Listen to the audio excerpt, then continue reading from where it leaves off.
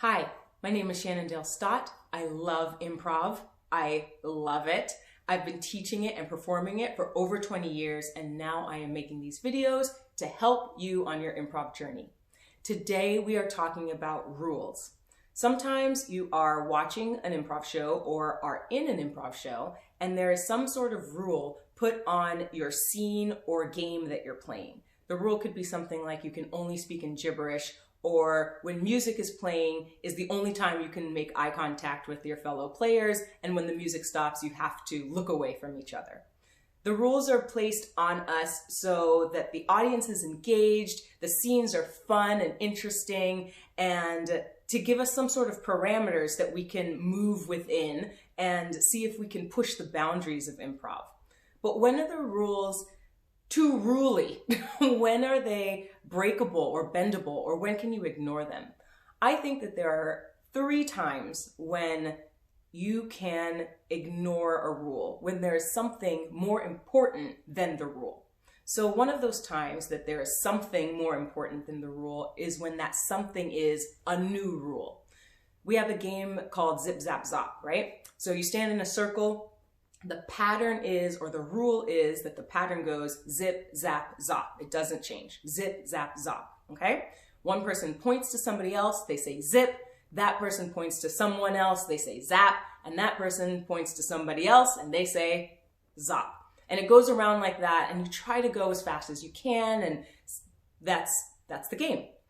But when someone messes up, we often stop the game completely, and we either clap for them, yay, you failed, they take a failure bow, or they're out, or there's some stopping of the game, right? Where we are noticing that there has been a change. But what if that change can make your group more cohesive? So what if the pattern is going zip, zap, zop, zip, zap, zop, and someone goes, zip, what? Right? Someone says what instead of zap. What happens there? Can we stop the game completely and put that person out? Yes. Can we have them do a failure bow? Yes. But what if this new rule that has been mistakenly introduced is more important to the cohesiveness of the group than the old rule, which is keeping with the pattern, zip, zap, zop? If now what is incorporated, maybe the new rule is it goes zip, what, zop, zip, what, zop, zip, what, zop. Maybe that's the new rule. Why? Because the cohesiveness of the group, continuing the game, was more important than the actual rule. So that's one place where I think that bending, breaking, or ignoring the rule is more important. The other place where I think something comes up that makes it more important to ignore the rule is the moment, when the moment is more important than the rule.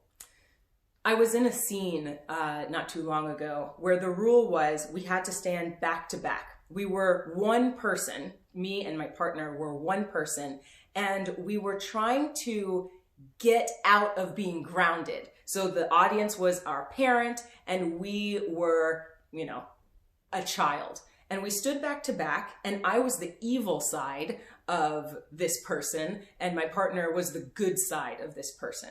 So the good side would turn to the audience and plead their case, and then I would turn to the audience and plead my case and tell them why it didn't matter, we were bad and this is how we were. And we kept going back and forth like that until it dawned on me that we weren't really getting anywhere. We weren't convincing the audience that we shouldn't be grounded. We were just sort of arguing. And so I stepped away from my partner and I turned towards them, and they turned towards me. And then we had a conversation between each other, which bonded us as one person. So the conversation was like, why don't you listen to me? Why are you such a bad part of myself? I don't mean to be bad. I'm free and whatnot. But what happened was we were able to have a connection. We were able to have a relationship. And I'm always telling you in these videos, relationship is the most important part of a scene. And in this particular instance, stepping away, turning towards my partner was breaking the rule. But I thought that building the relationship, the moment, was more important than the rule. So I broke it and it worked. The third place where I think a rule should be broken is when you are more important than the rule. The big rule that we have in improv is yes and, right? We say this saying all the time. It means many things. But one of the things that I hear with improvisers taking my class is sometimes they're put in situations, sometimes you are put in a situation where you feel uncomfortable accepting the offer that is being given to you for whatever reason. You don't want to say yes and. Here is a time where I think breaking that rule is valid. How can you not say yes to what is being offered, and should you not say yes to what is being offered? Yes, you should not put yourself in a place that makes you feel uncomfortable, and you should figure out how to sidestep that rule. Practice it in classes. Class and workshops are a perfect place to practice how to say yes to the scene and no to an offer, so that you come out feeling on top and good about the choices that you're making in your scenes. I want you to play with breaking, bending, and ignoring rules in these three circumstances. One, when the cohesiveness of the group is more important than the rule. Two, when the moment or the connection or the relationship that you're having with your partners is more important than the rule. And three, when your feelings are more important than the rule. How you come across, how do you feel that you're being treated in this scene? Those are some places that you can bend, break, ignore, and play with the rules that are put upon you on an improv stage. I also want you to keep in the way far reaches of your mind this thought. Improv isn't about trial and error. It's about trial and failure.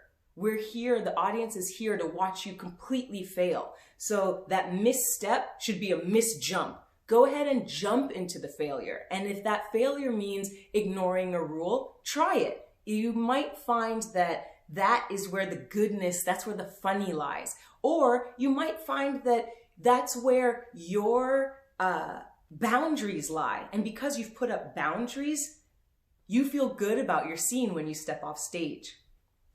I have so many thoughts on this, how to bend rules, what rules mean, and we can see those things in a later video. But I hope for now this has helped you in some way. If it has, give this video a like, subscribe to the channel, and let me know how you're doing on and off the stage.